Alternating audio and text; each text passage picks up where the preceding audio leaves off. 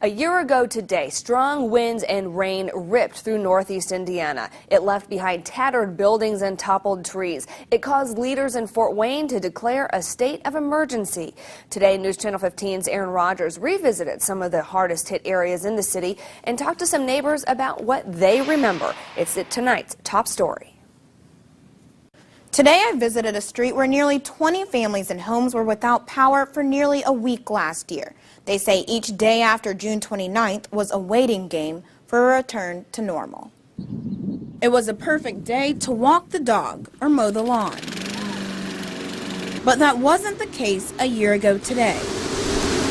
That's when 91-mile-per-hour winds and rain ripped through Fort Wayne. It's the worst that I can remember. Nearly 500 trees fell, homes and cars were crushed, and nearly 10,000 people and businesses were without power. Me and my brother were in the house, and the wind started blowing hard, and trees were blowing everywhere. Watching the windows just actually moving in and out, that's how strong the winds were. We thought the windows were going to blow out. But last year, we caught up with some neighbors who experienced that damage firsthand. Wouldn't want the damage, but the damage can be repaired. We're all okay.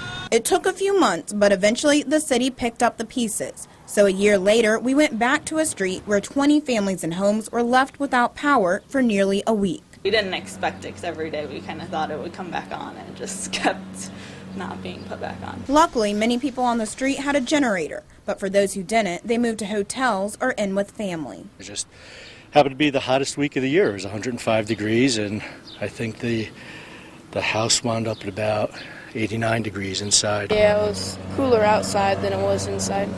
People say it's hard to believe a year has already passed from what they call a hot, uncomfortable inconvenience. And now they're keeping their fingers crossed for this year. I was thinking, oh, it was just a year ago that happened, so hopefully it doesn't happen again this summer.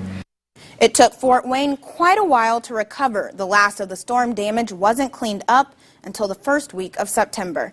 Aaron Rodgers, News Channel 15.